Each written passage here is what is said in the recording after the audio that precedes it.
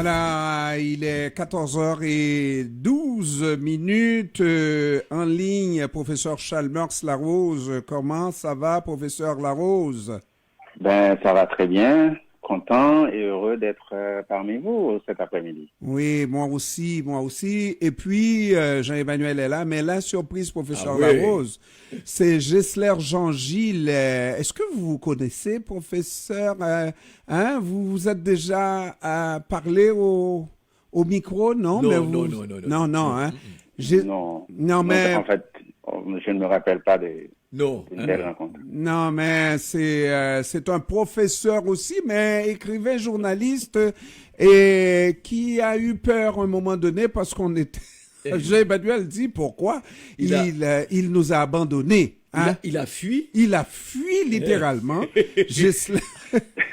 Non, mais je crois que c'était aussi beaucoup de pression. De stress. Beaucoup de pression familiale aussi. Parce Oui, que, hein, Gisler? Oh là là Salut là tout là. le monde. Hein. avant ce micro, il a même oublié la distance du micro. Je suis bien content de vous revoir, ça fait bien longtemps. Donc, non, mais je pensais tout le temps à vous, je vous écoutais tout le temps. Est-ce qu'on, Gisler, à Oui. distance, est-ce qu'on est bon, Gisler? Écoute, on n'a pas fait de la publicité, mais écoute, moi, c'est des gens que je connais, Mono depuis Port-au-Prince, et puis toi, donc on fait de la bonne radio. Oui. Mais quand on a professeur Larose, quand on a Franz Voltaire, c'est une belle équipe, hein? Belle équipe. Mais tout à fait, parce que moi, je suis un petit peu à l'ancienne. Pour moi, la radio, ça se prépare, et puis Oui. on improvise, dis pas de bêtises au micro. C'est la vieille école, je suis désolé. C'est ça. Non, mais c'est ça. C'est absolument ça. Mais c'est Moi, la je vieille suis de l'école qui disait que la meilleure improvisation, c'est celle qu'on prépare. Exactement. Alors, quand tu dis ça, là, de l'école de radio, Chalmers Larose n'a pas été à l'école de la radio. Lui, il a appris sur le tas et il fait de la bonne radio. Pas vrai, professeur Larose? Il ne dira pas oui, mais, Non, mais je réponds oui pour professeur Oui, Larose. mais attention. Lui, c'est en tant que commentateur commentateur de l'actualité. C'est la radio pareil. Oui, non, mais c'est pas la même chose. C'est pas les mêmes obligations. Bravo, C'est Jean-Emmanuel. c'est pas les mêmes Super, exigences. Absolument, c'est pas les mêmes. C'est pas les mêmes exigences. Non. Je suis Alors, comme, alors laissez-moi vous dire mon expérience de radio et la radio que j'aime et la radio que je n'aime pas. Surtout avec ces professeurs-là. On va faire semblant que la Rose n'est pas avec nous. Ces professeurs-là, surtout lorsqu'on parle de professeurs d'expérience pour la radio, croient que tout ce qu'ils doivent avancer à la radio doit être des choses vraies dans le sens que lorsqu'on analyse la situation en Ukraine, qui peut dire avec certitude ce qui va arriver demain? Alors, le professeur croit que s'il avance quelque chose selon ce qu'il voit, ce qu'on voit actuellement, on peut dire, voilà, telle chose qui devrait logiquement arriver. Ça peut ne pas arriver aussi. ça dépend à quel professeur on s'adresse. Ouais. Parce qu'il y a des professeurs qui se prennent pour des messies ou encore pour des dieux ou pour des savants. Voilà. Mais c'est pas le métier de prof. Le métier de prof, c'est l'humilité. C'est de dire que il y a un terrain pour faire de la recherche, pour investiguer. C'est ça. Et pour aller chercher la vérité. C'est ça. C'est simplement ça. Et jamais, et parce que c'est là où je suis d'accord avec toi, parce que Jean-Ernest, lui, sa critique, c'est dans le sens que le professeur devait pouvoir lire dans le mar de café. Non. J'ai bien dit. Et puis, tu vois la capacité qu'il a. C'est reparti. Tu vois ce qui se passe aujourd'hui. Le comportement de Vladimir Poutine, le comportement de Volodymyr Zelensky et la bataille, la tournure que prennent les événements. Tu es en mesure de voir ce qui peut probablement arriver demain. Avec la fourniture des armes qui s'annoncent, etc. Mais de me dire que on doit rentrer en laboratoire pour faire un petit test ici, un petit test là, et bien ça... Je ne sais pas de qui tu parles, parce que aucun des membres de notre équipe ne va pas te dire. C'est quand tu fais une projection à trop long terme, il y a trop de paramètres à considérer pour que tu puisses estimer comment ça va se dérouler, même dans une semaine. Alors, j'aimerais faire intervenir. Oui. Non, mais écoute, il faut faire. Le problème, c'est qu'il y a, on fait un peu d'amalgame ici. Il y a beaucoup de confusion. Il faut faire la différence entre un professeur et un chercheur, ou encore un investigateur ou un enquêteur. C'est pas la même chose. Un professeur, c'est quelqu'un qui diffuse des idées. Ouais. Un chercheur, c'est quelqu'un qui va chercher à savoir exactement qu'est-ce qui se passe, ou encore qu'est-ce qui se passe. Quels sont les indicateurs que j'ai à ma disposition pour prédire quelque chose à quelques vérités près. Absolument. Tout en sachant qu'on ne peut pas tout savoir. Donc, c'est pas des mêmes fonctions. Le professeur a une fonction de vulgarisateur. Et il divulgue des choses. Par exemple, moi, si je viens dans cette émission-là et on dit que c'est le professeur qui parle, c'est parce que j'ai appris certaines choses et que je peux les partager. Mais c'est pas que je vais dire quelque chose avec autorité et que c'est ça qu'il faut croire. Non, c'est tout simplement que j'ai ma position sur certaines choses et je peux les défendre. Absolument. Ça ne veut pas dire que c'est la vérité que ce que je dis. Absolument. Et c'est exactement ce que je voulais dire. Oui, Gessler. Je voulais dire aussi que moi, je ne suis pas universitaire ni chercheur en rien. Je suis un journaliste, écrivain. Mais je sais qu'au niveau de la recherche universitaire, il y a des degrés. Il y a le professeur, c'est un niveau supérieur. Quand on dit un professeur de l'école de médecine de Paris, il est plus qu'un simple enseignant. C'est quelqu'un qui a une spécialité dans la langue. Il fait autorité dans sa matière. Donc, bon, c'est pas Dieu, mais on est dans le domaine de la recherche, et puis ça avance, ça évolue, etc. Mais il y a des gens qui sont à un niveau supérieur par rapport à un autre dans le même domaine. Et c'est un peu pour ça que le professeur a dit, oui, il y a des nuances à faire par rapport au chercheur qui, lui, quand il avance quelque chose, exemple sur le vaccin, là, il doit savoir de quoi il parle, n'est-ce pas, selon la recherche. Mais quand on est dans le domaine de l'actualité, on se fie à ce qu'on a vu, on se fie à ce qui s'est passé il y a quelques heures pour se dire que peut-être que, bon, ça va aller dans tel sens. Il n'y a personne là, qui va dire à coup sûr, voilà, telle chose qui va... Moi, j'ai déjà eu, toujours... pas avec vous. Moi, j'ai déjà eu, messieurs, parce que ça fait quand même assez longtemps que je le fais, des professeurs qui prennent tout leur petit change pour avancer quelque chose comme quoi on ne peut pas revenir. Et là, on voit souvent, moi j'ai de ces professeurs qui reviennent, qui disent « Ah, on s'était trompé ». Oui, se tromper est humain. Se tromper, c'est aussi l'affaire de l'analyste, n'est-ce pas? On s'est trompé. Mais on ne peut pas toujours revenir pour dire « Ah, mais j'avais raison, là ». Il n'y a personne, mais je blague en disant on lit dans le marc de café, mais on sait ce que ça vaut, le marc de café, n'est-ce pas? Bon. Non, mais le danger, c'est même pas le danger. Ce qu'il faut toujours avoir en tête, qu'on n'est pas en train de faire des prédictions, ok? C'est-à-dire qu'on analyse c'est des prévisions. On analyse à partir des faits et on met en perspective, ok? Et puis, la deuxième chose, comme par exemple dans le cas de l'invasion de Poutine, je suis venu là et puis je t'ai dit, oui, je me suis trompé. Voilà pourquoi. Parce que il y avait tellement de paramètres, et c'est ce qui est en train de se développer, que Poutine n'avait objectivement aucune raison de faire cette invasion-là. Tu sais? Et la preuve, et même quand l'invasion s'est faite, on pensait que ça serait pour renforcer les républiques indépendantistes de l'Est, enfin Donetsk, Luhansk, etc. Et jamais essayer de s'étaler, d'étendre ses tentacules, entre autres choses, essayer de décapiter, comme c'est souvent le cas dans une invasion, essayer de décapiter le pouvoir politique en s'en prenant à Kiev, etc. Je me suis dit qu'il y a une approche un peu brouillonne que je n'avais pas compris. Maintenant, je crois que ce qui est en train de se développer, nous ramène un peu à ce qu'on avait prévu. Il l'aurait souhaité, mais je pense que l'Ukraine et l'Occident, ce qu'ils veulent, c'est la fin de Poutine. Donc ce qu'on pensait, ce que moi je croyais être la chose à faire, c'est-à-dire la raison derrière cette invasion, il ne peut plus revenir là-dessus. J'ai l'impression qu'un règlement n'est pas aussi évident. Et oui, j'espère. J'essaye de dire que par rapport à ce qui se passe en Ukraine actuellement, on voit Zelensky et Poutine, mais il faut aller au-delà de leur propre personne.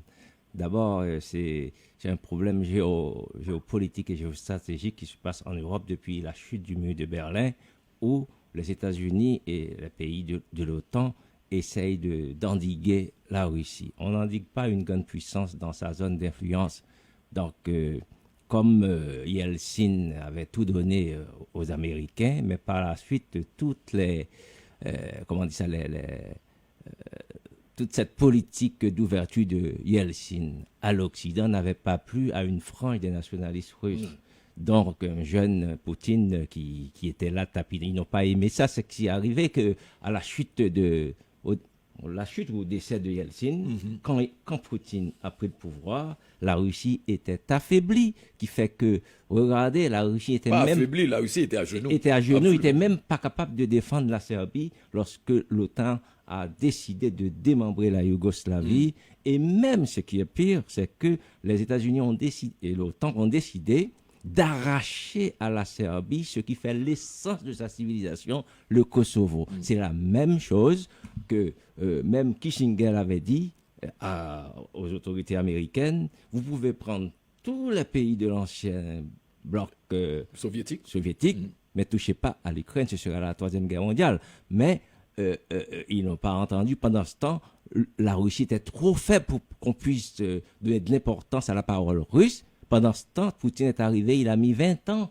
pour réarmer la Russie. Ce qui fait que maintenant, si depuis 1 an, l'OTAN n'est pas intervenue en Ukraine en envoyant ses soldats, c'est qu'il sait en retour que la Russie était capable d'y faire face. Donc, c'est ce que je voulais dire. Oui, absolument. Il a étudié le dossier vraiment bien comme il faut. Gessler est revenu en force.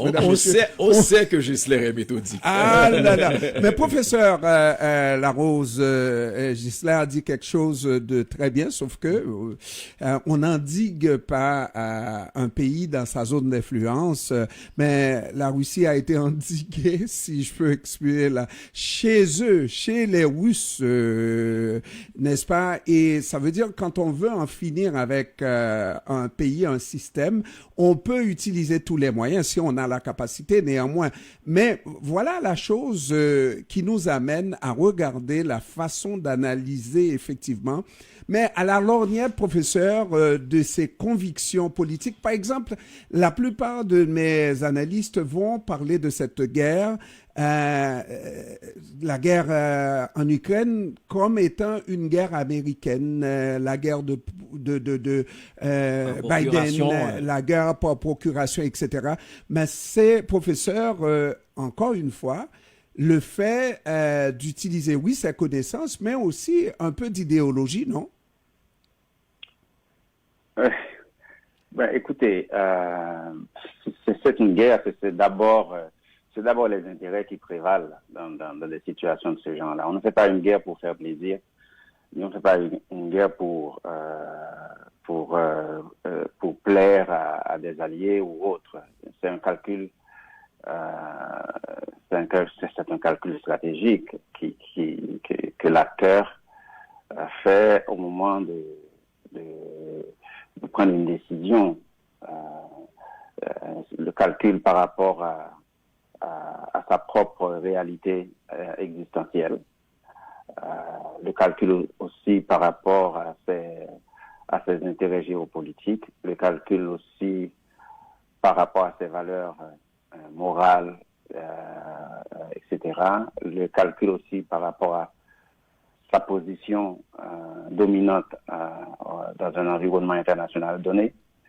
Le calcul aussi par rapport à l'ensemble d'alliances, des alliances dans lesquelles cet acteur-là fait partie. pour essayer de prendre une décision qui serait, dans ce cas-là, une décision rationnelle et non pas émotionnelle. Dans le cas s'il s'agit de savoir est-ce que c'est l'idéologie qui guide les acteurs à prendre des décisions, je parle surtout de nous autres, les analystes, lorsqu'on parle de cette guerre comme étant une guerre... Oui. Non, mais écoutez, nous sommes des êtres sociaux, des êtres moraux aussi. Nous avons des valeurs. Et normalement, ce que nous disons, ce que nous pensons, viennent aussi de ce que nous sommes. Donc à partir de là, et aussi de ce que nous croyons, de ce auquel on croit en général. Donc on ne peut pas exclure la variable idéologique dans les prises de position que les journalistes, que le commun des mortels en général prennent par rapport à une question donnée.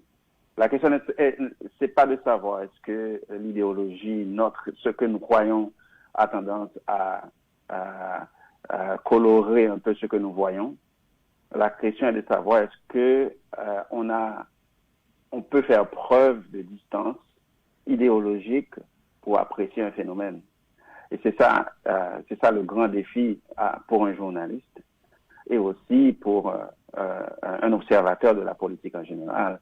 Est-ce que vous êtes capable, vous êtes en mesure de prendre un peu de distance, à la fois idéologique, mais aussi en termes de politique comme tel, pour apprécier un phénomène qui se présente devant vous.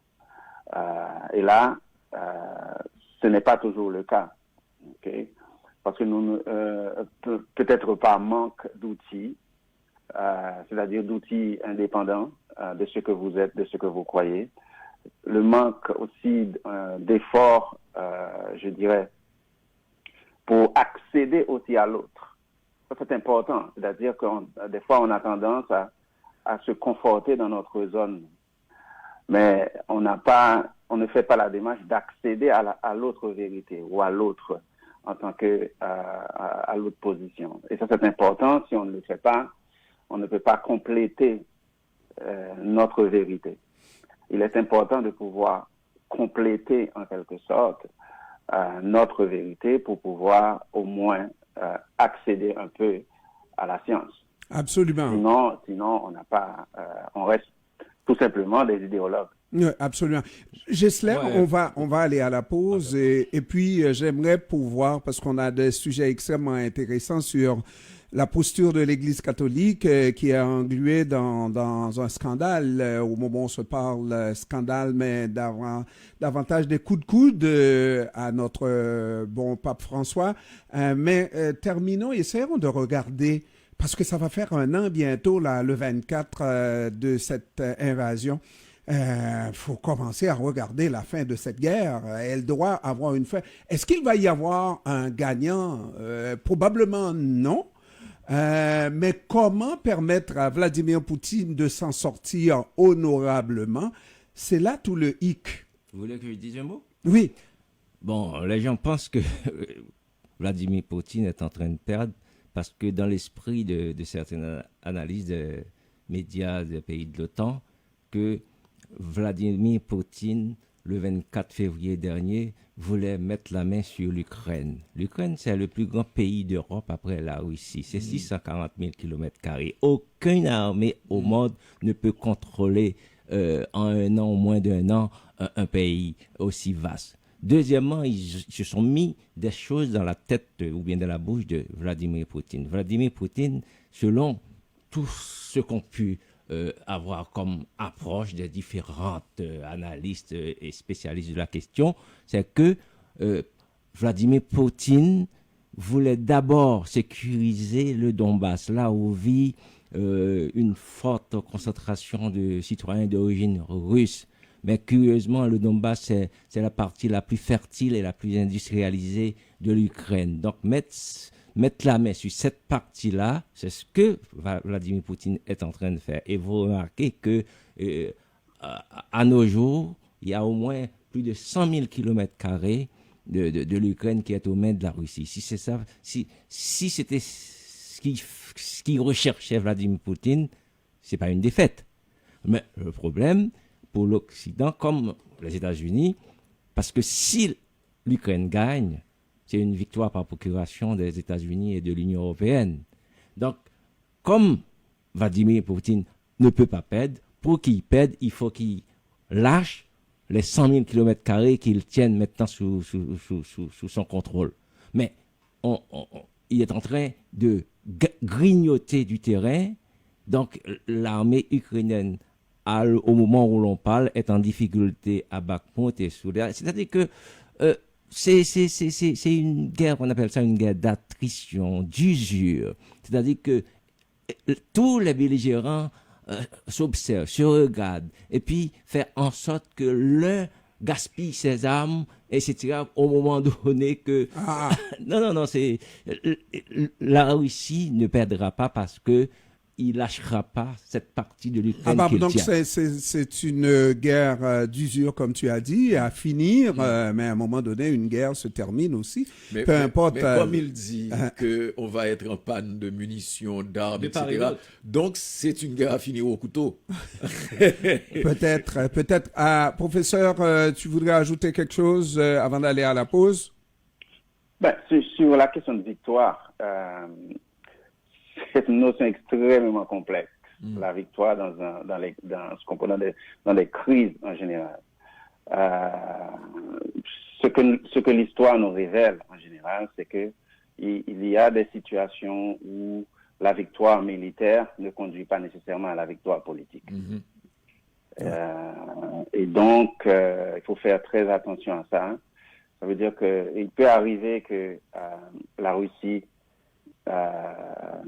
maîtrise une partie du territoire ukrainien et arriver à la table des négociations, la Russie est obligée d'abandonner ce territoire pour pouvoir accéder à ce qu'il voulait au départ. Donc, moi, je crois que cette guerre-là, il est très improbable qu'elle se gagne sur le terrain militaire, sur le théâtre d'opération. Elle va se gagner quand il y aura ce qu'on appelle les règlements de paix. Et ce qui va sortir de ce règlement de paix, c'est-à-dire un traité de paix comme tel, c'est ça qui va dicter en quelque sorte le nouvel environnement régional, c'est-à-dire les relations russo-ukrainiennes, les relations entre la Russie et ses voisins, la question territoriale, la question des relations avec l'OTAN, la question des relations avec l'Union européenne, la nouvelle architecture de sécurité qui va être décidée par ce traité pour garantir en quelque sorte la paix. On ne sait pas si la Russie se présentera en position de force et sortira de ces négociations en position de force aussi. Ça, c'est la grande question. Voilà, c'est ça. Alors donc, messieurs, on va faire la pause et au retour, on va parler, on parle dans les grands titres par rapport au Vatican, une guerre civile qui secoue l'Église catholique depuis la mort de Benoît XVI. On verra cela après la pause. Restez là.